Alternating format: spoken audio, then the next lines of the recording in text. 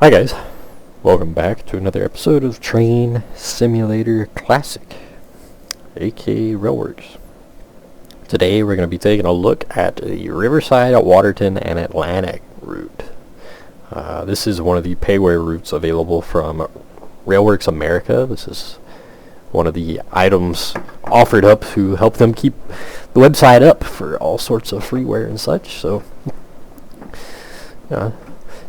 something decent to check out, I think. This has been put together from a lot of the big names that use Railworks America. Since then, they've also added the G-Trax Cascadian route. It's also, but we're not here to look at that. We're here to look at this. This is one of, if not my honest favorite of the American short line routes available for Train Simulator. There's a lot of nice freeware out there. There's some nice payware, but this has got a really nice niche to it. This is it's got a lot of road switching. It's got some yard switching. It's got some mainline-ish running. Of course, it's a short line, so of course it's not going to be one of those 100-mile point A to point B routes, but it does have a point A to point B. You can run passenger, you can run freight, switch stuff out, load. I don't know that there's anywhere that you can really unload anything, but locomotive servicing facilities with a common issue of the turntable not wanting to show up, but it is there. There is a turntable there. You got to be in a locomotive and click on it, and then the turntable will show up. But it's just an overall really nice route. I'd say the one thing it's really missing is there's no real grades. The whole route's flat. Pretty flat, straight, level route. There's no real ways to test any kind of weight behind the locomotive or something. But other than that, though, it's got a little bit of everything. Well, I say that. It doesn't have any high-speed operations either. Most of the line is about 35 miles an hour would be your top speed, which that's not too bad. You know, it's not a dead crawl, but you're not flying along. So this is an older route. It's been a while, or it's been around for a little bit. This is, I believe, 15, 16. It's been around for a minute. So there are some things that kind of show their age. There are some assets that most definitely look dated. That could absolutely stand to be updated or upgraded.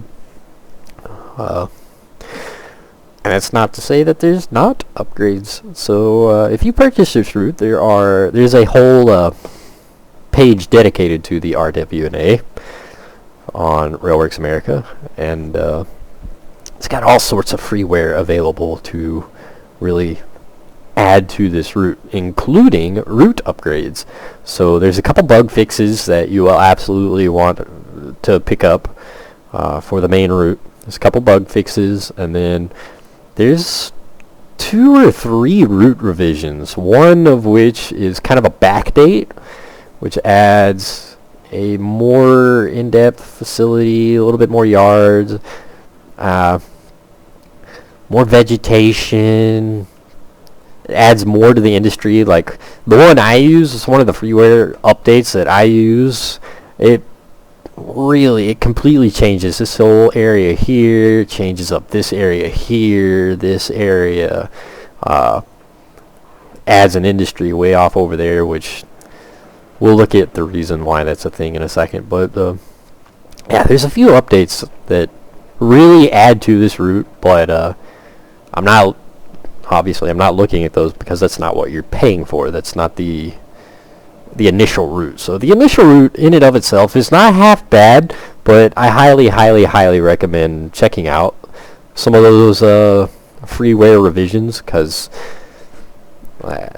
honest to gosh, I believe it's called the RWA a few years later is the the update for it, but that version, that's since I downloaded that, that's the only version I use, because it completely reworks a whole lot of this and adds a lot of vegetation and whatnot. But as it is, the overall route is really nice.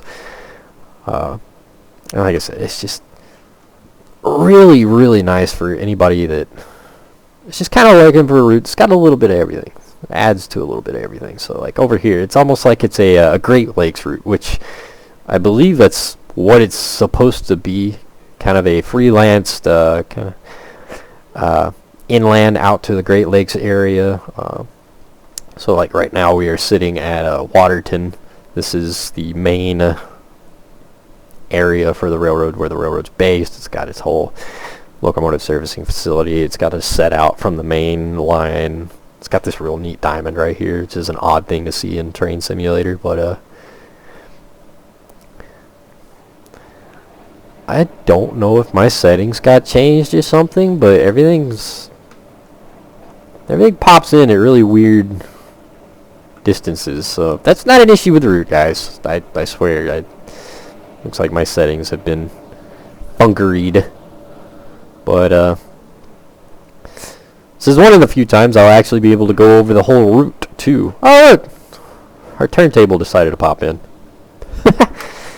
But I'll be able to go over the whole route. I believe the whole route's only a dozen miles or so. It's not a real long route. It's fairly small, but it's pretty in-depth. So this is your kind of main yard. Now, I will say this is one of the yards that gets updated, and it absolutely benefits from that update, because I don't understand why they did this. The tracks end right here like this, so these longer strings of cars, you got to break up, pull them out over to here, and then push them in. Which from a logical standpoint, it makes no sense, instead of just breaking off and adding in here, which is one of the updates available. But before I go heading down the route, we are going to take a peek at some of the rolling stock that does come with it. Most of the rolling stock is from Great Northerner. Back when this route came out, this was some neat stuff. Now it's definitely dated. Not trying to bad talk any of it, but it's definitely, most of it was freeware to begin with, so it's nothing really all that special.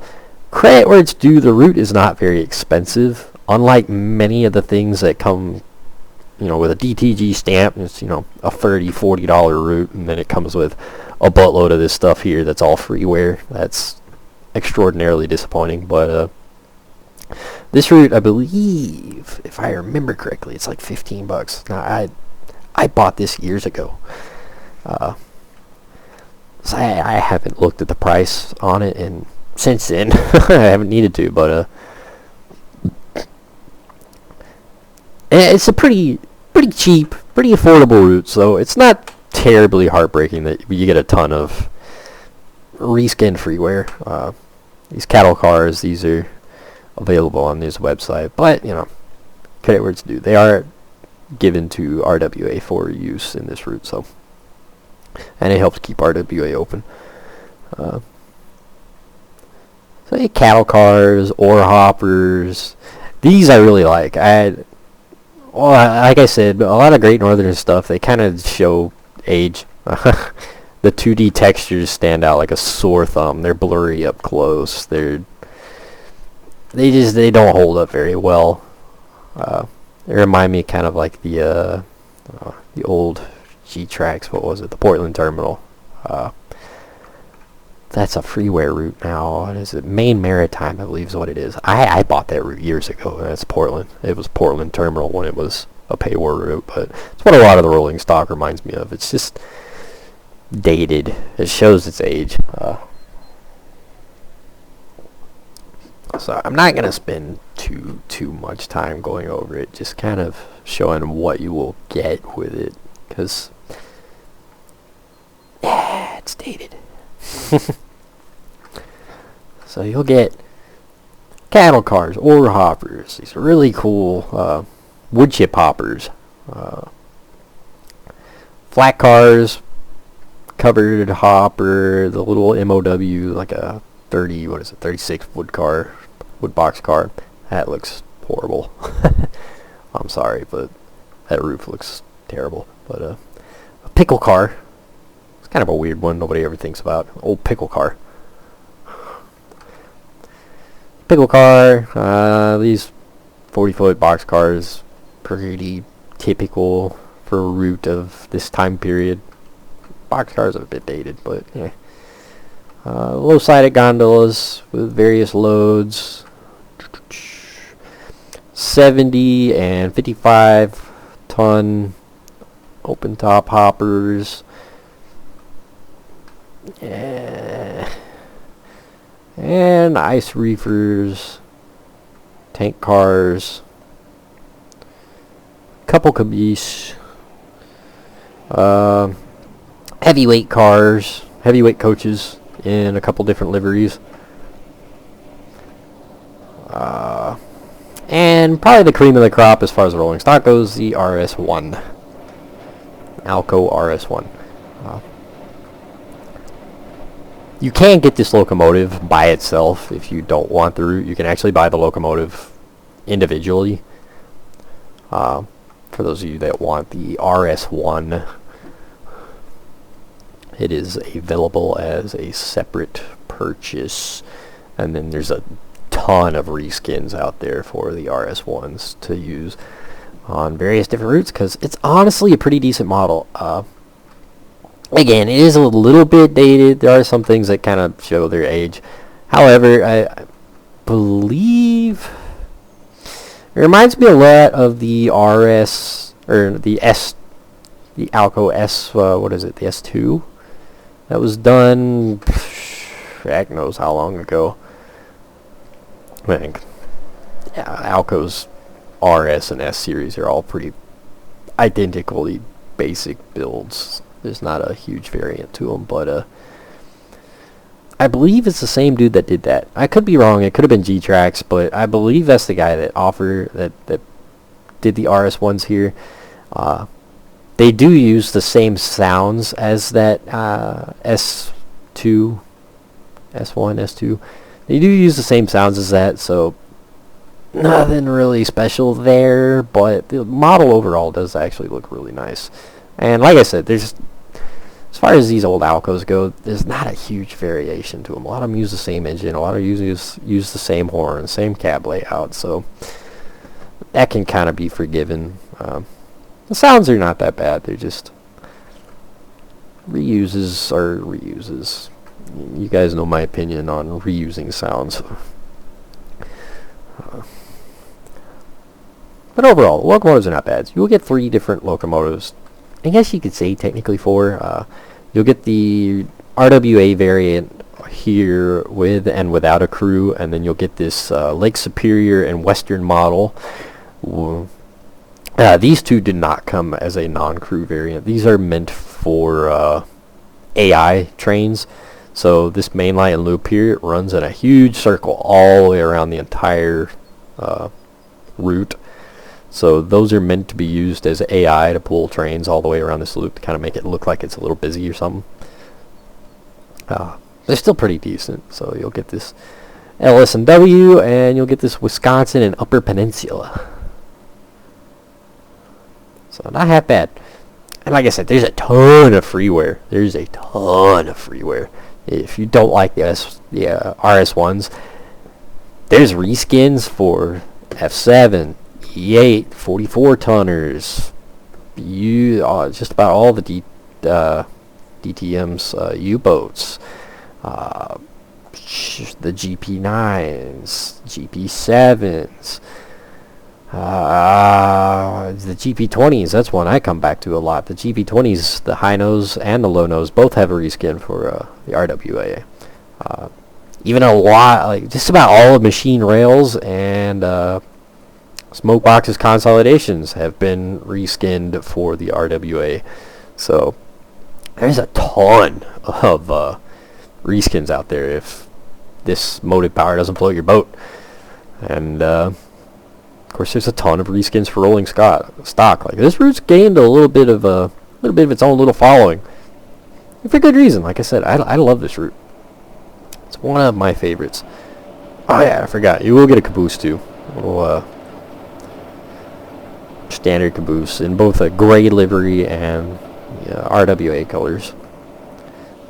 So let's hide down the route. Let's go on down the track here. So that's Waterton. There are a handful of little flag stops along the way. It's got some set outs like right here. It's got a little flag stop with the pickling company and a ice reefer for loading the ice reefers. It's got a little ice tower here. It's a pretty neat little asset. Something a lot of people tend to kind of forget. You gotta load these ice cars somehow. Some neat old vehicles and such. A lot of 2D-ish texturing. It's like I said, a lot of it's dated, but it's still pretty nice. Reskins of Great Northern's GN flag stops. And again, the freeware updates will actually add a lot of vegetation out here. But as it sits, again, it looks really good. I really like it, and it's not half bad looking from down on the rails. Is that a whistle sign? It should be. Yeah, I was gonna say there should be signage all the way down the route too. It is actually not missing all your signs. Speed limits, whistle signs. Well, speed limits. I don't know. I haven't actually taken the time for looking for speed limits. Whistle signs are all there though. But it looks really nice. It really does. Everything's built pretty nicely. Again, some of the assets are a bit dated. So the 2D cardboard trees are used everywhere, including trackside. That is something that could stand to be updated. It's actually something I myself am working on a little bit here and there. I actually stopped working on it for a while because before the big update, this route would absolutely cause out of memory errors. It was pretty much a dead guarantee if you didn't run this route bone stock with the bone stock assets and absolutely nothing else. This route was going to cause an out of memory error every single time. That's why I'm just now getting to a video on it. For whatever DTG did, this is one of those odd routes that really benefited for their big updated, because I haven't had it kick me out yet. Now I haven't had it freeze when I tried to add in one of the reskins. Like I say, you can get the there's a ton of reskins out there. One of them is the DTM's E8s have been reskinned for the RWA. I tried to load it in and the whole game froze. So I haven't fiddled around much with stuff like that, but just as stock as the route sits, I haven't had any out of memory errors. So there are some discrepancies, stuff that, like I said, I am working on actively-ish on and off now again, when work permits. That, like our signal towers here that are floating, stuff like that to fix. But overall, the route does look really, really nice. We even have active roads in some places with cars that are time period correct. 50s, 60s. Continue along. You have active crossing gates on some of the busier roads. This is nice. They do lower, ding ding, all that fun stuff.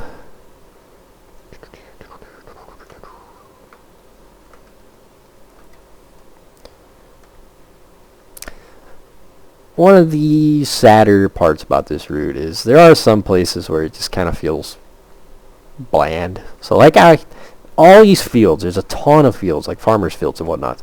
Not one single tractor. There ain't not a one farmer out right now plowing the field, harvesting, nothing.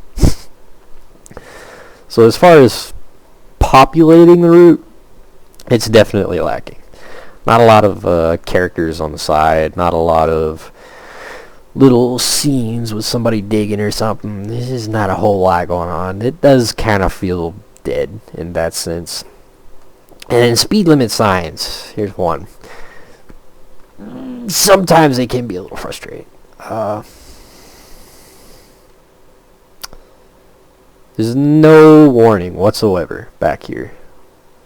And it's pretty much across the entire route. There's absolutely no warning whatsoever. If you're running this without the HUD, you kind of gotta get a play for the route before you slam into these switches, still doing 30 mile an hour.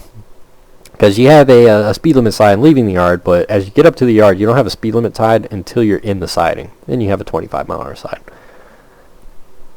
That's kind of a frustration. Once you figure out the route, once you play it a little bit, you can kind of prepare for that, but if you don't know it, that will catch you off guard every single time for the scenarios.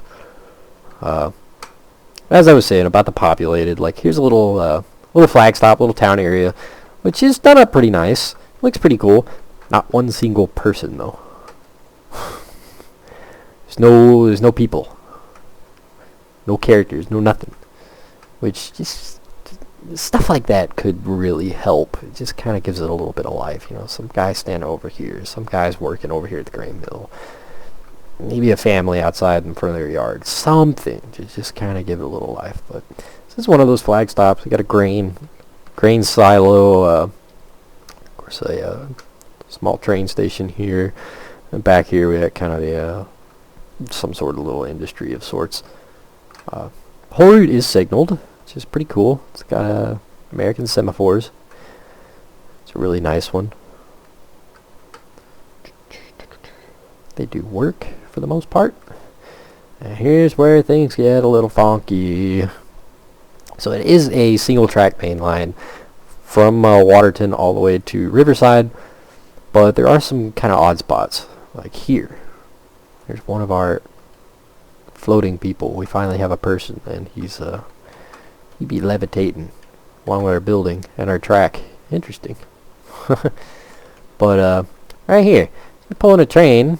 You gotta stop, turn around, back up, and we go this way. And we have a kind of a flip-flop here. We have a little gravel, kind of a gravel quarry over here that looks like it was a bigger operation at one point and has shrunk down. We got kind of the remains of an old mine and such, which actually is done up pretty cool. But we got kind of a gravel quarry still going on, a gravel operation going on over here.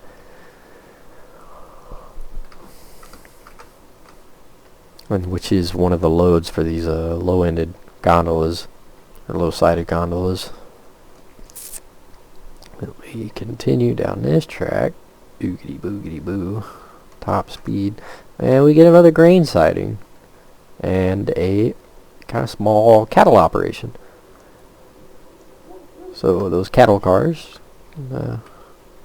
pop them off here. Now these do not load. Unfortunately, they only come loaded or unloaded. You cannot load or unload them. So you do gotta set that up accordingly for the scenario that you want to do. But it is here. It's got kind of a neat little area. It's kind of an out farm. Turn around, keep on boogieing back this way. Back to where the mainline area is. Boom. We continue. Here's another kind of set off. We got another guy down here, Gardner Switch. Little spots like that. It's kind of nice. It's kind of cool to see, you know, a little character here and there. Somebody ready to throw your switch or something. Well, here we have a Y. So you can run around the train here, turn it around, run off to the right here, continue to the right, and we will end up over here at a lumber mill. So you can bring loaded log cars over here, drop them off. I have no idea why the water is doing what it's doing, but it is. But you bring some loaded log cars over here, drop them off. You got lumber options here, and a wood chip loader. Now the wood chip loader actually does work. That is one of the scenarios, is loading up wood chip hoppers and swapping them out for unloadeds and taking them up to Riverside, which is a pretty neat scenario. But overall a neat operation here. I do kind of wish that they had stuck a loader here, because there is an asset, an older asset that's about as old, if not older, than this route. That does it's just a little platform with a forklift that loads and unloads lumber, logs, stuff like that for flat cars. But it's one of those easier things to add in if you want to. I don't remember if it's already added in on some of the update routes, but it's an easy thing to do, to kind of add to the operation side of things. If you spend hours upon hours playing this route, you kind of want to have that option, you know, load these cars, unload these cars, take them away, stuff like that. So we got this spot here. Let's go back this way. Route splits this way. Do kind of get a kick out of how there's not a Y here, but some could say there's no point to it, but whatever. So we continue off this way, and we got kind of here's a neat little scene. He's a milk farmer. He's got his milk ranch out here.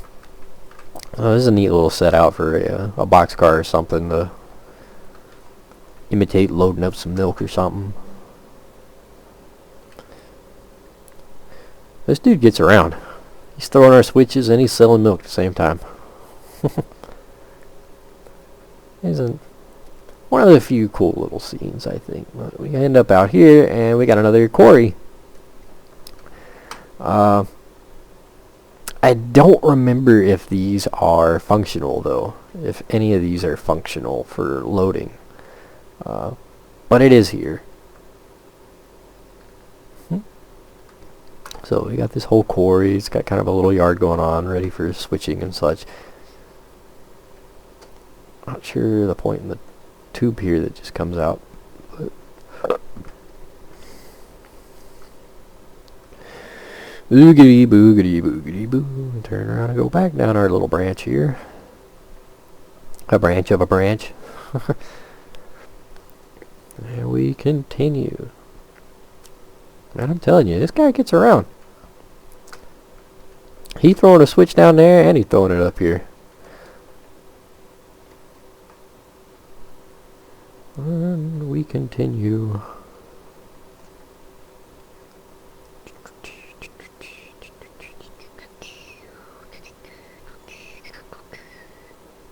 Here's a real pretty area. Even just stock. On the stock route, this is a real kind of neat area. It kind of reminds me of some of the places I've been in the Northeast. Some areas out in Pennsylvania, if you've ever been out to like Strasburg or something. It's kind of what this reminds me of. These kind of rolling hills, the fields of wheat and corn and whatnot, the small little towns. It reminds me a lot of places like that. Now, this is a funkiness. Look at that grade. Whee, up and over and down. So that's some wildness.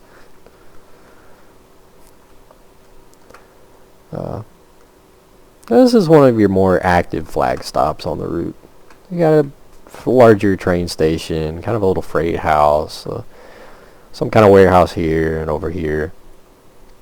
So this is a pretty nice spot. A little town going on here. It's got a gas station, a little strip area. Not bad. Again, no people though. Complete lack of people. Even the 2D board people from Main Maritime route, Portland Terminal. Even some of those would kind of help, at least make it look a little populated. It's one of the things I always liked about the Portland Terminal. You know, you're going down along like the boardwalk or whatnot. Yeah, those 2D people kind of look a little cheesy, but it gives it a little bit of life. A lot of routes tend to miss that. This is one of them.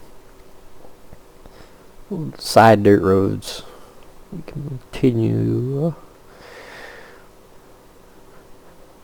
at jet fighter speed, and bam, the other end of the route.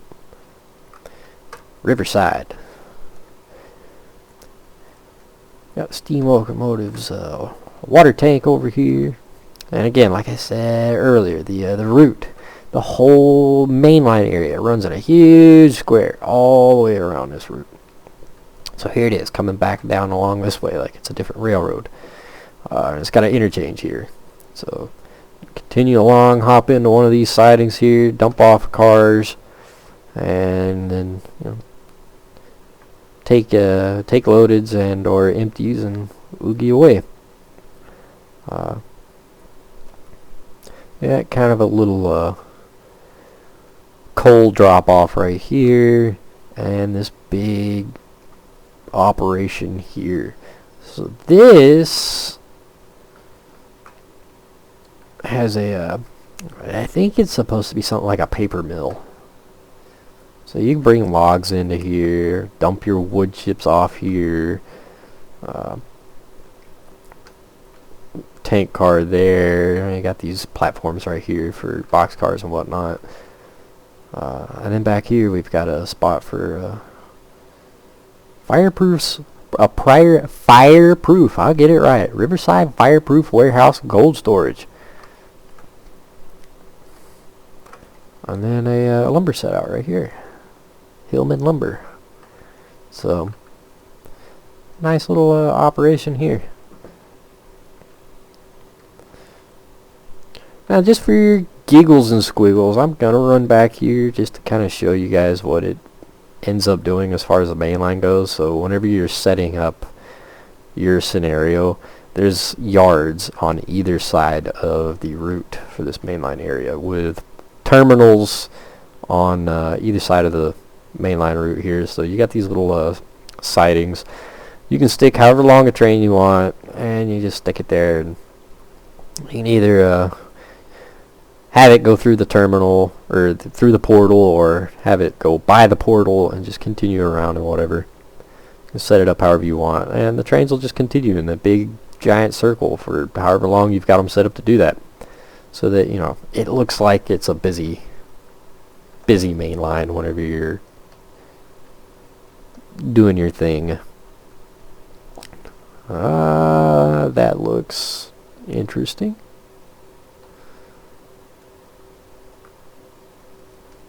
Maybe it's the texture under the water? No?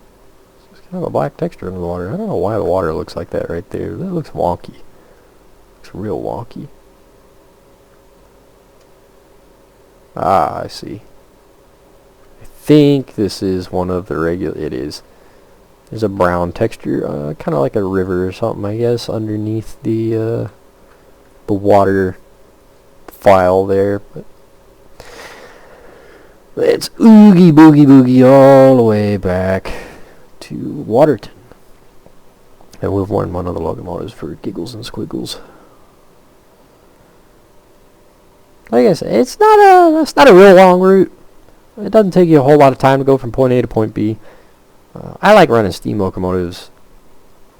I like to run kind of a little heritage operation or something on the upgrades. So we'll hop over here, take a peek at our locomotive. So this is the RS1 that'll come with the route. This is your main motive power for the base route and all of your base scenarios. This is the locomotive used. It's not half bad looking overall. It definitely shows its date, or its age now. A lot of things like the 2D rivets here that just don't look good. But overall, it's not a half bad looking locomotive. Inside the cab, nothing real wild going on. I got a 2D texture for a radio and whatnot here that's kind of At a very purple throttle here. Brakes, so just a functioning cab. Bell. Should be our winch. So that's your Sanders. They're wipers. There. Huh. Doesn't function. It's been a while since I used this locomotive. I won't lie. Battery switch. And we'll get those. Engine start. Control. Fuel pump. Front headlight dim. Front headlight bright. Rear headlight dim. Should be bright. Far dim for an MU. Far bright for an MU. Cab lights. Marker lights. And motor control. You know, cab lights don't there's Granted, your frame rate should be pretty decent across this whole route with all the 2D texturing and whatnot that's been used, all the 2D objects. Your frame rate should not drop very low, but cab lights don't hurt too bad in this locomotive either. Still maintaining some pretty decent frames.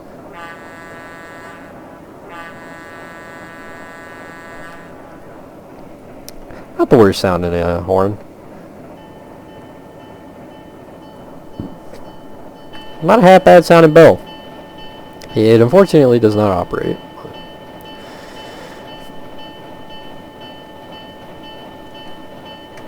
There it goes. No sound occlusion either, as far as the horn goes. Engine sound does change a little bit inside and out, but horn, none. Let's see, can we open our doors? Nope. So we can open the windows, kind of fairly basic, pretty simple locomotive. It is not really pro range, but it's still not half bad. There's our reverse lever.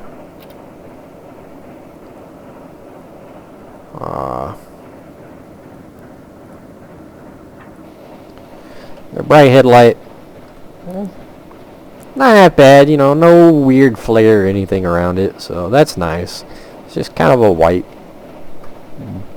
object, I guess. But it's not terrible. I'm still not a fan of white. I think it could use a more orangish tone, but whatever. I believe the marker lights count for your number boards. I don't think they're actually, yeah, there's no actual marker lights per se. So, now one thing you do have to prepare for is the brakes are slow. They're very slow. It takes a hot minute to release your brakes, and it takes a hot minute for the brakes to engage, and it definitely takes a minute to slow down. So you do have to prepare for that whenever doing any kind of switching and whatnot. Or it will absolutely catch you off guard.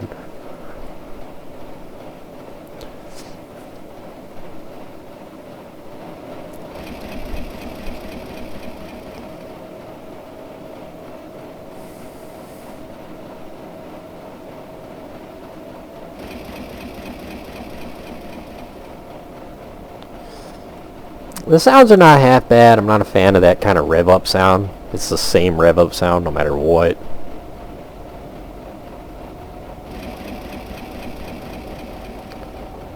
But the sound afterward through the notches is not half bad.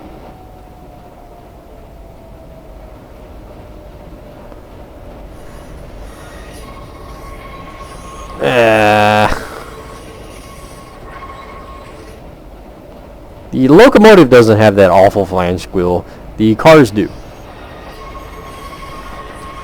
I don't like that. I don't like this. I'd never liked that squeal to begin with, because it's constant and continuous no matter what through each and every single curve. Even a shallow curve, it's just continuously long, constant squeal. So not something I like, but the cars do have a bit of an ambient sound. A lot of 2D textures. They do have a passenger view. It's dated. It's very dated.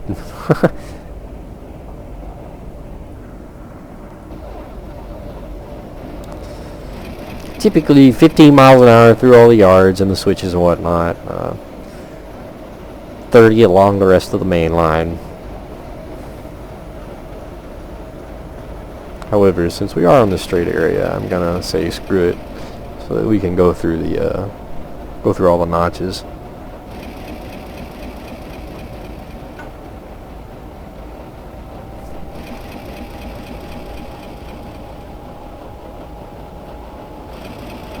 Yeah, see, I don't like that rev up sound. It just always does it no matter what, and it's identical every single time.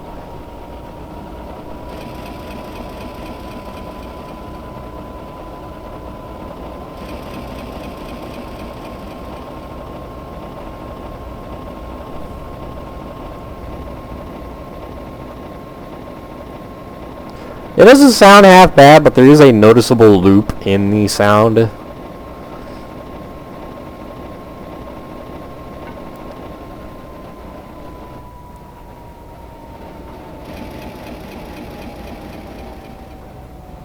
It's a very noticeable loop, and that's in that sound file, but it doesn't sound half bad. Go ahead and start applying our brakes. Now once they do start to grab, it'll slow down pretty quick, but it definitely takes a second for the brakes to really start to grab. And that slow release will catch you off guard pretty quick.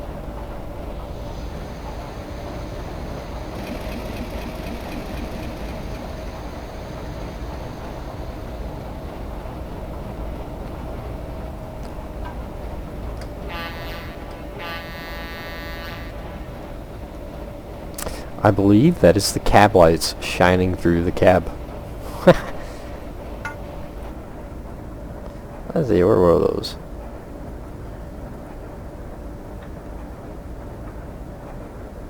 There.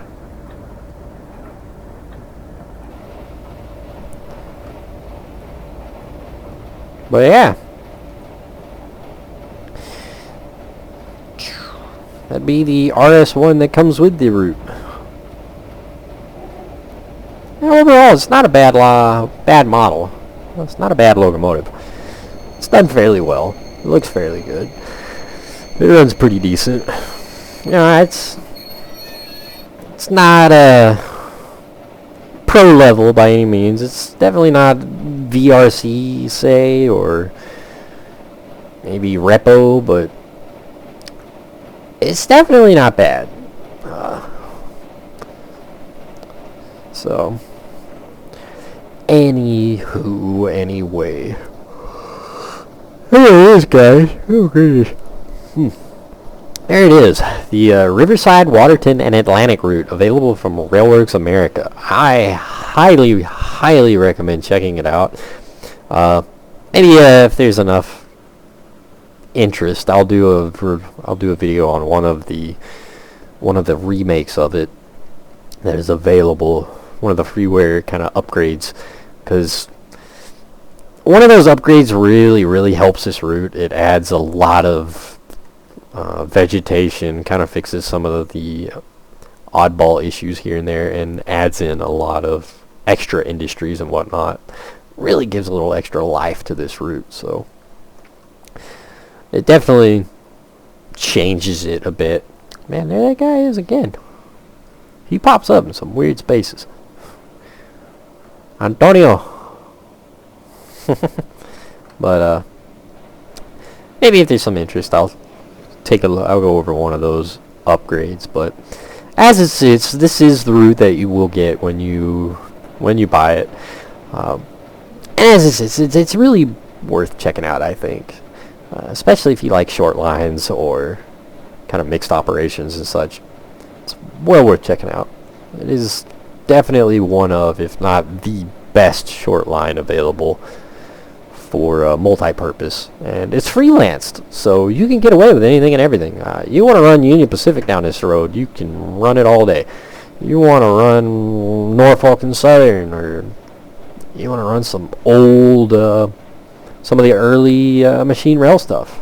It doesn't really matter. It all can be made to work with this and look right at home. So hope you guys enjoyed the video, and I hope you guys enjoyed the route. Definitely go check it out. As always, link in the description, and yeah, I will see you guys next time.